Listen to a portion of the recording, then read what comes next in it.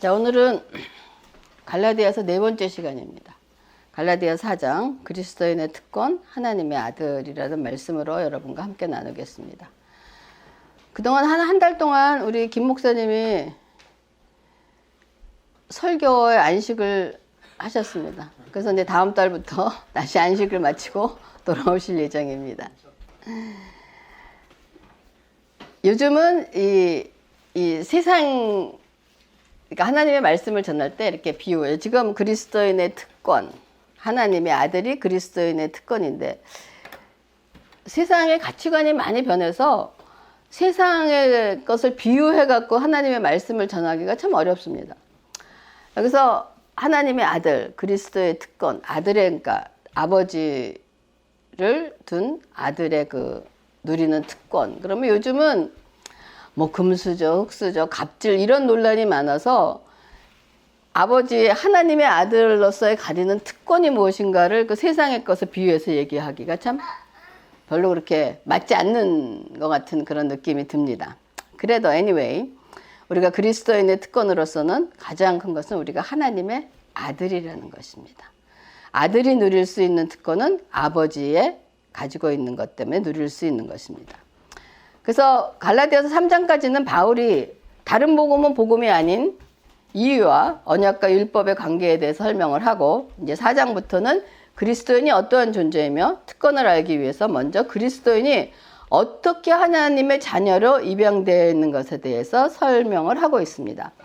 여러분, 그리스도인의 삶의 핵심은 3장 26절 너희가 다 믿음으로 말미암아 그리스도 예수 안에서 하나님의 아들이 되었다는 것이 그리스도인의 삶의 핵심입니다. 그러므로 우리 그리스도인은 이미 하나님의 자녀가 되었다는 것으로 이것을 이루기 위한 목표의 지점도 아니고 또 미래에 얻을 수 있는 것도 아니고 이미 우리 현재에 주어진 상태가 뭐냐? 우리는 하나님의 아들이라는 것입니다. 그러나 이 신분이 만인 보편적 모든 사람에게 주어지는 것은 아니라는 거예요.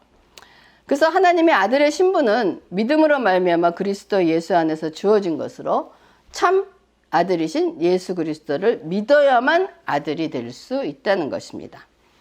그래서 하나님이 우리를 입양하심은 바로 예수 그리스도를 믿는 믿음을 통해서입니다. 근데 우리가 그 하나님의 우리는 입양합니다. 성경에서 말하는 그것은 우리의 그 현재 갖고 있는 개념과 다르다는 것입니다. 또 하나님의 아들, 그러니까 성경의 남녀 모두 그리스도인 남성 단어인 아들이라고 쓰는 것에 대해서 못마땅하게 생각하는 사람도 많아요. 그래서 어떤 사람은 우리는 여자는 하나님의 딸이다 라고 얘기하는 사람도 있다는 거예요. 그래서 하나님을 아버지라고 하는 것도 못마땅해서 Mother of God이라고 하는 사람도 있는가 하면, 또한 신학교에서 신학교 선생도 하나님을 He라고 쓰면은 점수를 안 줬다는 우리 그 구약 교수, 우리 김 목사님의 구약 교수, 그런 분들도 있는데 이것은 성경을 전 아주 잘못 이해하고 있는 것이라고 생각을 합니다. 이 성경에 쓰여진 고대 문화 속에서 아들이라는 의미는 법적 상속자의 의미를 뜻하는 것이지 아들, 딸, 남자, 여자의 개념이 아니라는 것입니다. 그러면 하나님의 아들이라서 기분이 나쁘면 요한계시록에 가면 남녀 모두를 그리스도인들을 예수 그리스도의 신부라고 합니다. 그러면 신부라고 하면 어떻게 하시겠어요? 난 기분 나빠서 예수 그리스도 신부 안 하고 그러면 나는 남자니까 예수 그리스도의 신랑이에요? 그러므로 여러분 성경 말씀을 이런 세상적인 가치나 지식으로 어프로치해서는 안 된다는 것입니다. 그러면 우리가 그리스도를 믿으면 어떻게 하나님의 아들로 간주되느냐 하는 것이 갈라디아서 3장 27절에 누구든지 그리스도와 합하기 위하여 세례를 받은 자는 그리스도로 옷을 입는다. 그리스도로 합하기 위하여 세례를 받는 자라는 의미는 곧 구원을 받은 영혼으로 믿음으로 말미암아 그리스도로 옷을 입었다라고 말하고 있습니다. 바울이 즐겨 사용하는 비유 중에 하나 옷 입는 비유를 즐겨 사용하고 있는데 그리스도로 옷을 입는다는 개념 또 무슨 것이 있느냐? 우리의 기본 정체는 그리스도 안에 있다는 것을 얘기합니다. 또 이것도 요즘 시대하고 맞지가 않아요. 옷에 대한 개념이 맞지가 않습니다. 이 성경을 쓰던 시대와 우리가 지금은 많이 달라져서 여러분들도 그 의미가 이렇게 확 다가오지 않을 거예요. 옷차림이라는 것은 남들에게 내게 어떤 사람인지를 보여주는 기능을 하고 있습니다. 이렇게 프로페셔널한 그런 느낌이 안 든단 말이에요. 근데 요즘은 시대는 옷이 나의 어떠한 위치와 뭐 직업이나 뭐를 상징해 준다는 것 개념이 여러분의 시대에는 이게 맞아떨어지지 않는다는 거예요. 하지만 성경이 쓰여진 그 당시에 때는 굉장히 중요한 의미를 갖고 있었다는 것은 우리가 기억을 해야 됩니다. 그래서 그리스도가 우리의 옷이란 말은 궁극적으로 우리의 정체성이 그 어떤 다른 기준, 뭐 민족이라든지 성별이라든지 직업이라든지 교육 등에 있지 않고 그리스도 안에 있다는 것을 얘기한다는 것입니다.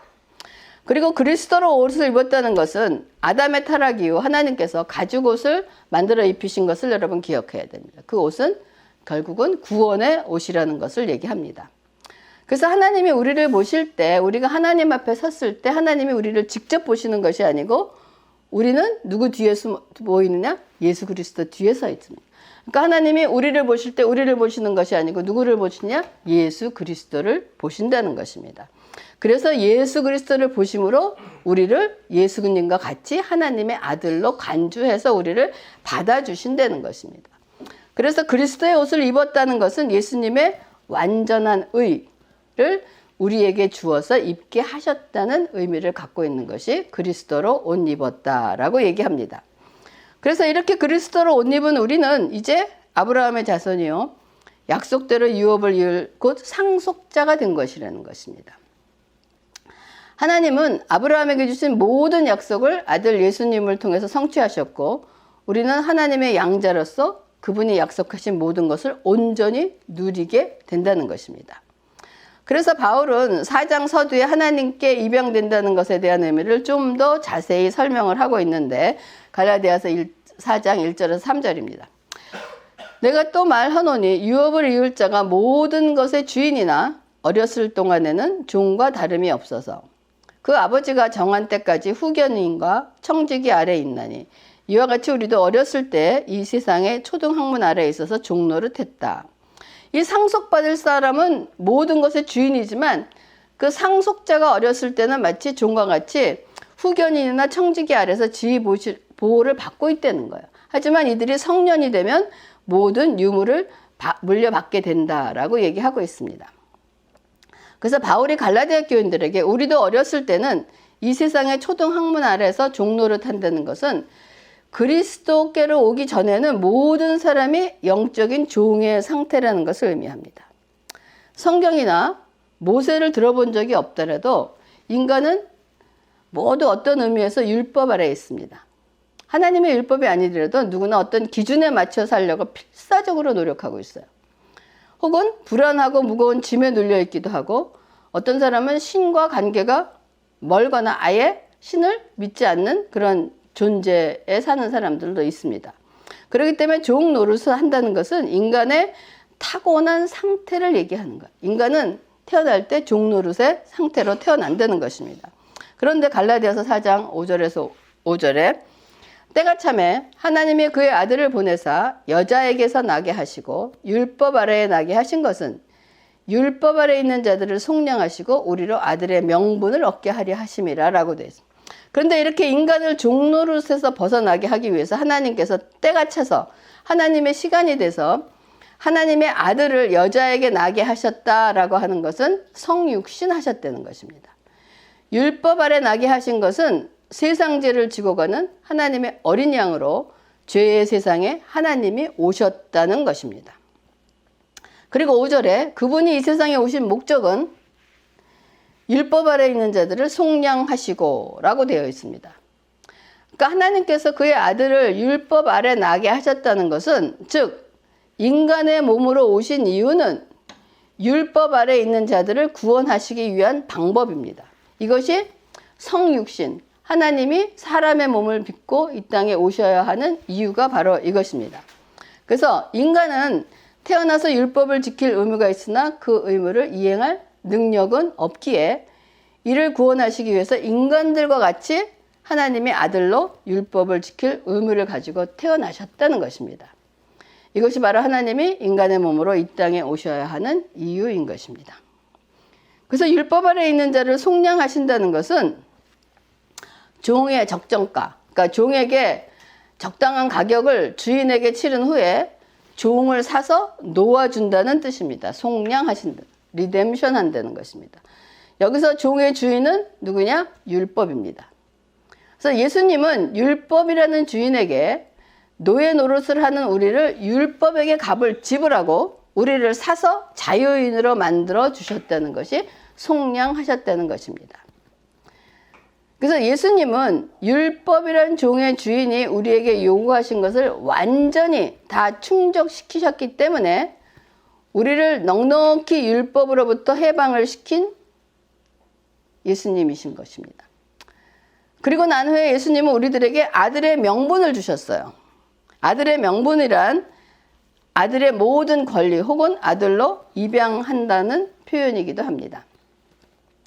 그래서 우리는 성경이 기록된 그 당시의 문화에 익숙하지 않아서 성경이 비유로 들고 있는 종노릇 한다는 거하고 양자가 된다는 개념을 통해서 그 의미가 이렇게 확 들어오지 않습니다. 여러분, 양자가 되는 걸 좋아하는 사람 없잖아요. 입양되는 거 막 기뻐하는 사람, 이제 그런 걸 갖고 있다는 거예요. 이렇게 확 들어오지 않습니다. 근데 아들의 명분을 얻는다는 것은 뭐냐면 법률 용어예요. 진짜 아들은 아니지만. 그래서 그리스와 로마 세계에서는 이 자식이 없는 부유층 남자가 종 가운데 하나를 골라 입양을 하는데, 입양이 되는 순간 종이 아니라 아들이자 상속자로서 지방과 바깥 세상에서 모든 재정적 법적 특권을 사용할 수 있게 된다는 것이 입양된다는 것의 뜻을 갖고 있습니다. 우리가 무슨 영화인가요? 배너인가요? 배너에서 그 배너가 그 로마의 장군의 그 아들이 되잖아요. 그랬더니 그 장군이 끼고 있던 반지를 배너에게 주면서 그 아버지가 갖고 있는 모든 로마에 그 누릴 수 있는 모든 것들을 배너가 누릴 수, 이것이 성경에 쓰여지고 있었던 그 당시에 입양이라는 의미입니다. 그렇기 때문에 여기서 나오는 그 입양은 우리가 지금 생각하는 그 입양이 아닌, 입양자로서 하나님이 아들로서 모든, 하나님이 가진 모든 특권과 모든 것을 누릴 수 있다는 자격이 부여된다는 의미가 지금 성경에서 말하는 입양이라는 그러한 의미를 갖고 있다는 것입니다. 그래서 태생은 종이라서 아버지 아무런 연고가 없지만은 아들로서 법적 지위를 갖게 된다는 것이에요. 그래서 특권을 입은 새로운 삶이 시작되는 것입니다. 그러므로 하나님이 아들을 보내 무슨 일을 하게 하셨는지를 좀 더 사실적으로 알려면 고대 노예 시장으로 거슬러 올라가서 노예를 적당한 가격, 그거기에 맞는 가격을 지불하고 속량하는 의미가 무엇인가를 여러분이 정확하게 알아야 돼요. 그것이 얼마나 대단한 일이며 얼마나 큰 일이며 얼마나 축복된 일이라는 것을 알아야 된다는 거예요.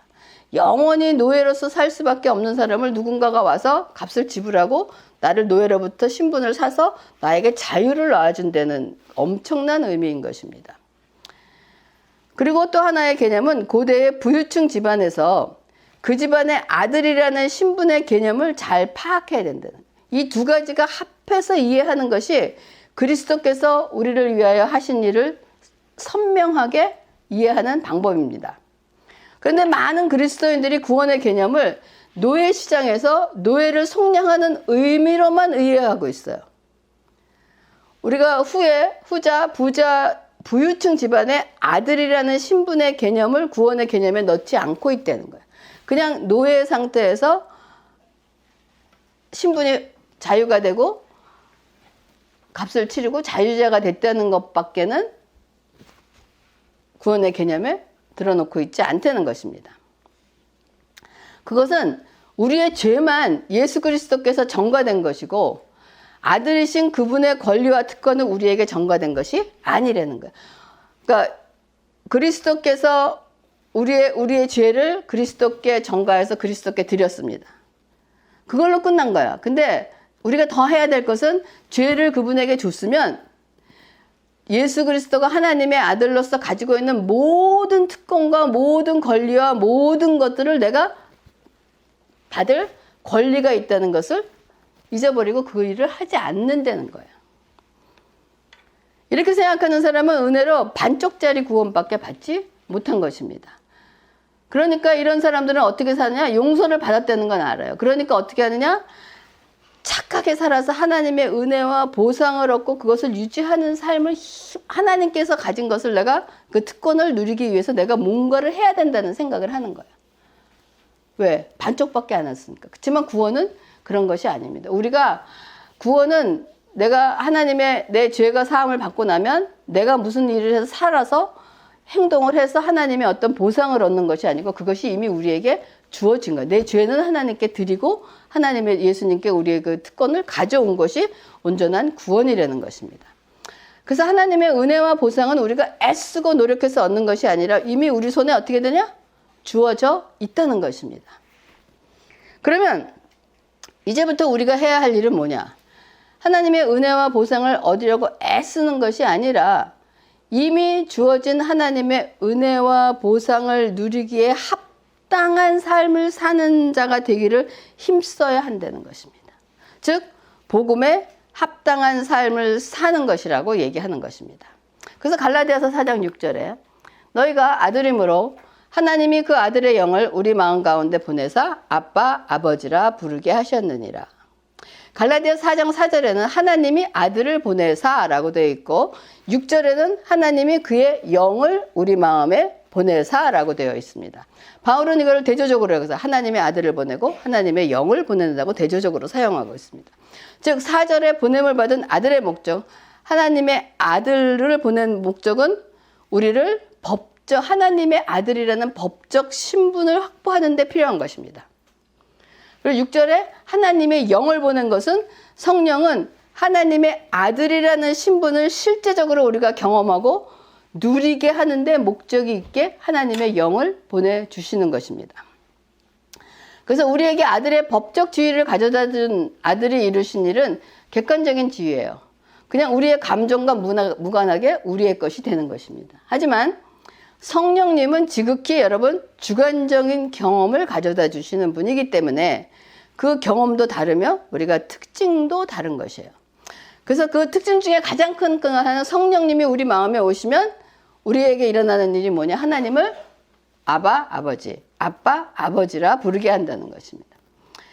여러분 우리는 입에서 하나님을 향하여 쉽게 언제나 거침없이 아버지라고 부를 수 있습니다.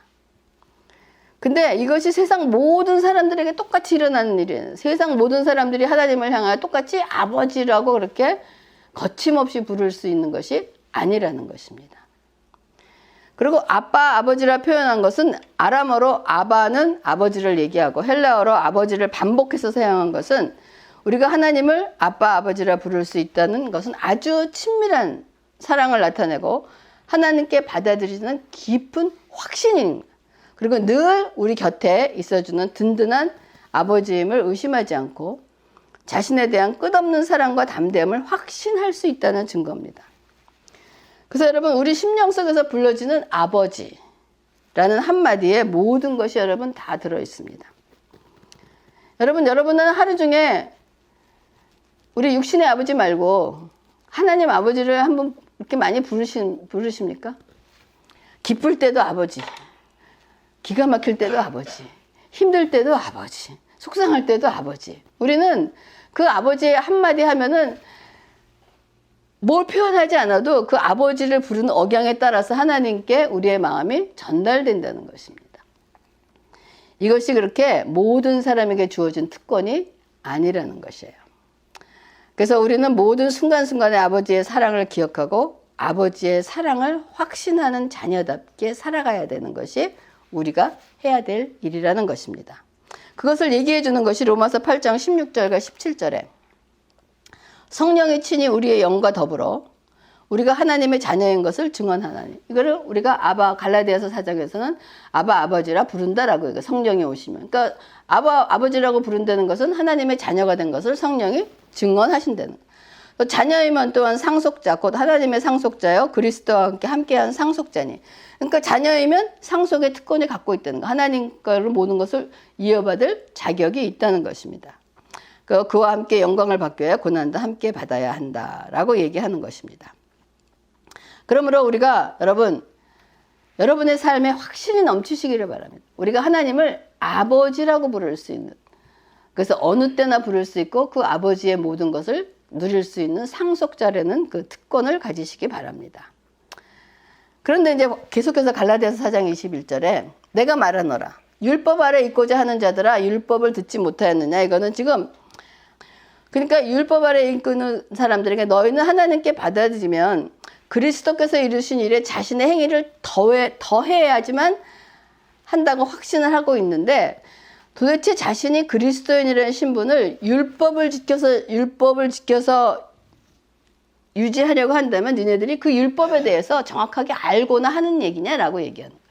그 얘기는 율법에도 그걸 뭘 더해갖고 구원을 얻는다는 말이 없다는 거예요. 그러니까 지금 이건 반대말로 율법 아래에 있는데 너희들 도대체 율법을 제대로 알고나 하는 얘기냐라고 얘기하는 거야.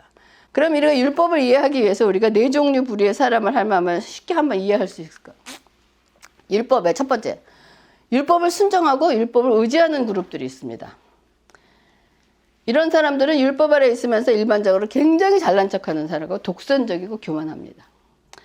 겉으로는 하나님을 잘 믿는다고 굳게 믿지만 속으로는 몹시 불안해하고 있어요. 누가 바리새인 같은 사람. 왜?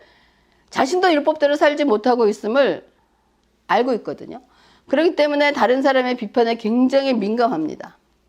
그리고 잘 보이려고 굉장히 애를 씁니다. 그러니까 예수님 당시에 바리새인들이 한 짓들을 보세요. 예수님 뭐라 그랬어요? 회칠한 무덤아 독사의 자식들이라 라고 얘기를 했다는 거예요. 두 번째, 율법에는 불순종하면서 율법을 의지하는 그룹들입니다. 이런 사람들이 세상에도 있지만 교회 안에도 있어요. 이들은 행위를 통한 의를 종교적으로 굉장히 강하게 의식하지만 일관되게 그렇게 살지 못합니다. 그러니까 결과 일에 속한 사람들보다는 좀 너그러요. 왜?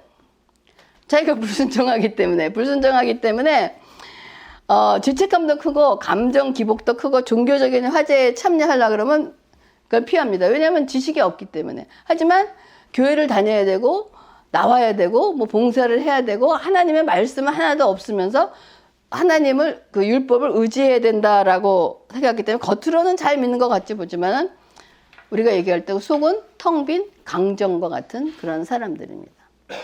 근데 또 세 번째 그룹은 율법에 불순종하고 의지하지도 않는 사람입니다. 이건 대부분의 세상 사람들이에요. 하나님의 율법이라는 개념은 아예 버린 사람이고 영성은 거의 없지만은 세속주의자들이에요. 그리고 스스로 도덕 기준을 정하고 본인은 거기에 부합하다고 주장하는 그러한 사람들입니다. 그러니까 항상 이런 사람들은 다른 사람들에 대한 우월감으로 세상을 살아가요. 내가 너보다 깨끗하고 내가 너보다 더 지식이 많고 내가 더 도덕적이고 이런 우월감으로 세상을 살아가면서 어떨 때는 굉장히 자유분방합니다. 굉장히 진리로부터 해방된 것 같고 진리를 아는 사람 같이 자유분방하지만 어떻게 보면 독선적인 경향이 많지만은 잘 눈에 띄지 않을 수 있습니다. 굉장히 멋있어 보이는 사람들일 수도 있다는 거예요. 하지만 하나님 율법에 불순종하고 율법도 의지하지 않는 그런 그룹이라는 겁니다. 네 번째, 율법에 순종하지만은 율법에 의지하지 않는다. 이것이 당연히 그리스도인들의 부류에 속한 사람. 우리는 율법에 순종합니다. 그렇지만 율법에 의지하고 사는 사람들은 아니라는 거예요. 근데 우리가 그리스도인에도 불구하고 이렇게 사는데 굉장히 고전을 많이 겪습니다. 그리스도인들이 이렇게 살고 있지 못하다는 거예요. 우리는 모두 이 그룹에 속하여 있는 사람들입니다. 그래서 바울은 계속해서 21절에 내게 말하라. 율법 아래 있고자 하는 자들아 율법을 듣지 못하였느냐라고 다시 말하는 것은 율법을 제대로 알고 있냐 그러면 다시 무슨 얘기를 해주냐면 이 율법에 대해서 하갈과 사라에 대한 얘기를 해줍니다. 여러분 하갈과 사라 알고 계시죠? 아브라함에게는 이스마엘과 이삭이라는 두 아들이 있습니다. 근데 이들이 태어난 정황은 아주 다르다는 거예요. 하나님은 아브라함에게 그에게 상속자를 주시기로 약속을 하셨는데 시간이 흘러 아브라함도 늙었고 사라도 아이를 낳을 수 없는 나이가 되자 사라는 아브라함에게 여종 하갈과 동침하여 뭐라 그러냐면 그로 말미암아 자녀를 얻으라라고 권합니다. 그러자 아브라함이 말을 들어 하갈이 임신하여 이스마엘이 태어났습니다. 근데 그로부터 14년 후에 아브라함은 100세, 사라는 임신할 수 없는 월경이 다 끊은 그 나이에 이삭을 낳았습니다. 그러니까 이번에는 임신할 수 없었던 아내를 통해서 아들을 얻었다는 거예요. 그래서 바울은 두 아들의 출생의 차를 이렇게 요약하고 있어요. 여종에게서는 육체를 따라 낳고 자유 있는 여자에게서는 약속으로 말미암았느니라 라고 얘기합니다. 자, 아브라함은 자신의 상속자가 될 아들이 태어날 것을 알았지만 그 아들이 어떻게 태어날 것인 것은 알지 못했습니다. 그러니까 자신의 나이와 사라의 상황을 고려한다면 자신들의 힘으로는 안 되며 하나님의 어떤 초자연적인 조치가 필요했을 것입니다. 반면 여종 하갈은 임신이 가능한 젊은 여인으로 이 여인을 통해서 아들을 낳는 것은 하나님 뜻에 어긋나지만은 당시의 관습으로는 얼마든지 합법적일 수 있습니다. 그래서 아브라함은 하나님의 역사를 기다리지 않고 대신 자신과 하갈의 능력을 의지해서 인간의 노력으로 아들을 얻기로 결정했다는 것이 이런 인간의 시도를 성경은 육체를 따른 것이라 라고 얘기를 하는 것입니다. 그래서 여종에게서는 육체를 따라 났다는 것은 하나님을 의지하지 않고 내 힘과 내 생각과 나의 결정으로 인해서 살았다는 것을 얘기하고 있습니다. 그래서 아브라함은 믿음으로 행했지만 믿음의 대상이 하나님이 아닌 누구였느냐? 자신이었으며 스스로 자신이 문제를 해결하는 구주가 됐다는 것이 육체를 따라 나는 삶인 것입니다. 결과는 어땠습니까? 당장 재앙으로 나타나지 않았습니까? 사라는 하갈을 몹시 질투했습니다. 사라가 하갈을 통해서 얻으라라고 얘기하고 난 다음에 임신하니까 사라가 하갈을 막 질투하고 구박하기 시작했습니다. 그리고 집안은 쓰라린 분열과 비탄에 빠졌고 세월이 흐르면서 이삭의 후손과 이스마엘의 후손 사이의 반목과 전쟁은 지금까지도 계속되고 있다는 것입니다. 그래서 하갈의 행위는 하갈의 아들, 육체로 따라 나서 얻은 아들은 뭘 상징하냐면 행위로 얻으려는 구원을 대변하는 거예요.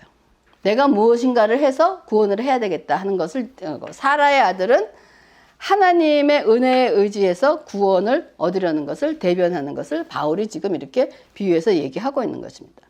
여러분, 복음이란 스스로 의를 얻으려고 애쓰지 않는다는 거예요. 내가 뭘 하려는 것을 포기한다는 것이 복음의 의미입니다. 우리의 힘으로 이루려는 것은 여러분 한계가 있어요. 그러므로 하나님의 역사 속의 초자연적인 역사, 동정여행 탄생이래. 죄를 담당하신 죽음, 죽음을 이기시고 부활하신, 이렇게 해서 주시는 의를 우리는 받아들여야 한다는 것이고 하나님을 의지해야 한다는 것입니다. 이 메시지는 우리에게도 굉장히 중요한 거예요. 우리는 아브라함과 사라가 살고 있던 시대보다 인간의 힘과 능력으로 해결할 수 있는 일이 훨씬 더 많은 세대에 살고 있습니다. 그러므로 우리는 더 신중하게 하나님의 때를 기다릴 줄 알아야 되고 더 철저히 하나님을 의지해야 하는 신앙이 아브라함보다 사라보다 우리에게 더 필요하다라고 저는 생각을 합니다. 그래서 바울은 갈라디아서 4장 27절에 기록된 바 잉태하지 못한 자여 즐거워하라. 산고를 모르는 자여 소리질러 외치라. 이는 홀로 사는 자의 자녀가 남편 있는 자의 자녀보다 많음이라. 자, 여러분 이거 이해가 가세요? 그러니까 애 낳지 못하는 걸 즐거워하려는 거야. 그리고 산고를 모르는 자요. 그러니까 산고를 모른다는 것은 애를 낳을 수 없는 경험이 있기 때문에 산의 고통을 모른다는 거. 그런 사람 소리 질러서 외치려는 거예요. 뭐냐? 홀로 사는 자의 자녀가, 혼자 사는 여자가 남편 있는 자녀보다 많대. 어떻게 그 홀로 사는 여자는 누굽니까? 남편 없는 여자잖아. 근데 남편 없는 자가 남편 있는 자의 자녀보다 많다는 거예요. 자, 이 말을 우리가 어떻게 이해를 해야 되느냐? 이 말씀은 이사야 선지자의 말씀을 인용한 것이에요. 이 바벨론 포로 당시 이스라엘 백성에게 희망이 없었습니다. 다른 민족들은 강해 보이고 유능해 보이는데 자신들은 나약하고 무력하고 실패자처럼 보였을 때 하나님께서 주시는 거예요. 그를 뭐에 대하였냐? 나는 애를 낳을 수 없는, 잉태할 수 없는 그러한 상태가 이스라엘의 상태였다는 것을 얘기하고 있습니다. 그래서 하나님이 그래, 너희들이 지금 연약하고 무력하니 너희 인생은 바닥을 치는 인생 속에서 한번 역사하신 하나님을 보게 되리라. 근데 강한 자들은, 스스로 애를 낳을 수 있다고 생각하는 사람들은 자신을 의지하기에 바빠서 하나님은 쳐다보지 않는구나 라고 지금 말하는 그 말이나 마찬가지인 거야. 그래서 잉태하지 못한 자여 즐거워하라 라고 했을 때, 만일 구원이 행위로 이루어지는 것이라면 유능하고 젊고 능력 있고 출산 능력이 있는 자들은 하나님 없이도 목표에 달성하기 있기 때문에 하나님의 복음을 필요로 하지 않습니다. 그러나 잉태하지 못하는 자, 그러기에 홀로 사는 자들은 하나님을 의지할 수밖에 없고, 하나님의 초자연적인 역사 속에서 이루어지는 은혜의 삶을 통해서 하나님의 자녀들을 잉태하는 것이기에 즐거워하라는 것입니다. 그러므로 여러분, 홀로 사는 자의 남편이 있는 자가, 제가 이거를 얘기할 때 항상 홀로 사는 자의 남편이, 자녀가 남편 있는 자녀보다 많다니까 무슨 생각이 꽂히면 자녀만 꽂히는 거야. 그러니까 자녀만 꽂히니까 도대체 남편이 없는 자는 어떻게, 홀로 사는 여자가 자녀를 낳고 남편 있는 자의 남편보다 어떻게 많으냐라고 생각했을 때, 자녀를 그러니까 피지컬이 진짜 자녀만을 생각하니까 이 해석이 풀리지 않는 거예요. 안 풀리지 않지 않습니까? 이게 뭐 어떻게 되는가, 말이 안 되잖아요.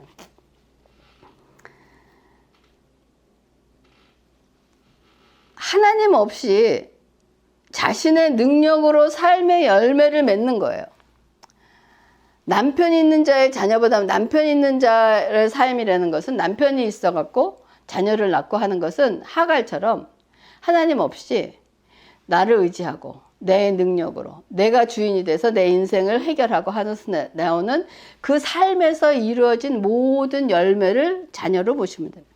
그러한 열매는 아무리 많다고 할지라도 하나님 앞에서는 카운트되지 않는다는 것입니다. 하지만 잉태하지 못한 자, 나는 할 수 없으되 하나님만을 의지하고 살면서 하나님이 주시는 방법으로 하나님 속에서 이루어져서 하나님과 함께 맺어진 삶의 열매, 그 열매는 하나님이 받으시기 때문에 그거를 기뻐하라는 겁니다.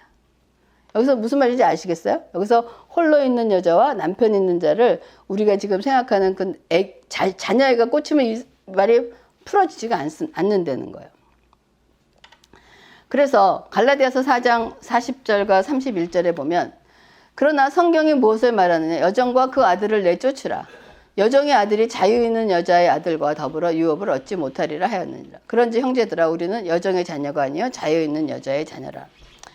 결론은 어떻게 됩니까? 여종과 그 아들을 내쫓으려는 거예요. 자신의 능력으로 이룬 모든 것은 뭐냐? 하나님 앞에 내쫓긴다는 것입니다. 카운트되지 않는다는 거예요. 왜냐하면 자유 있는 여자의 아들들, 즉 사람의 능력을 의지하여 태어난 아들이 아닌 하나님의 능력을 힘입어 태어난 아들은 여종의 아들과 함께 유업을 받지 못한다는 것입니다.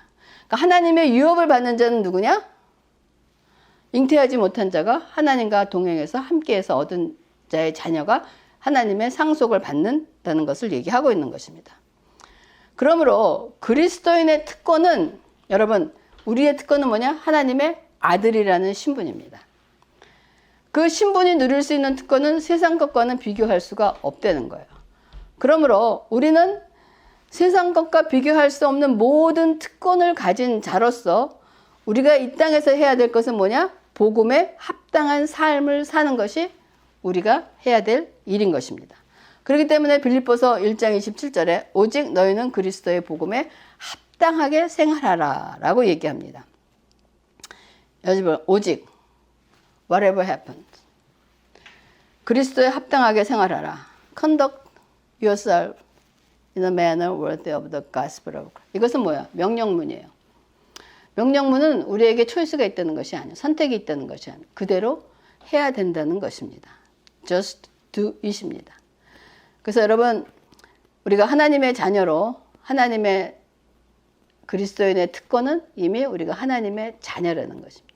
하나님의 자녀로서 그 복음에 합당한 삶을 살아낼 때 우리가 하나님께서 주시는 많은 열매를 맺는 삶을 사는 것을 기억하시고, 여러분 지금으로부터 다시 한번 성령님 오시는 그날을 맞이하면서 복음에 합당한 삶을 사는 저와 여러분이 되기를 주님의 이름으로 축원합니다.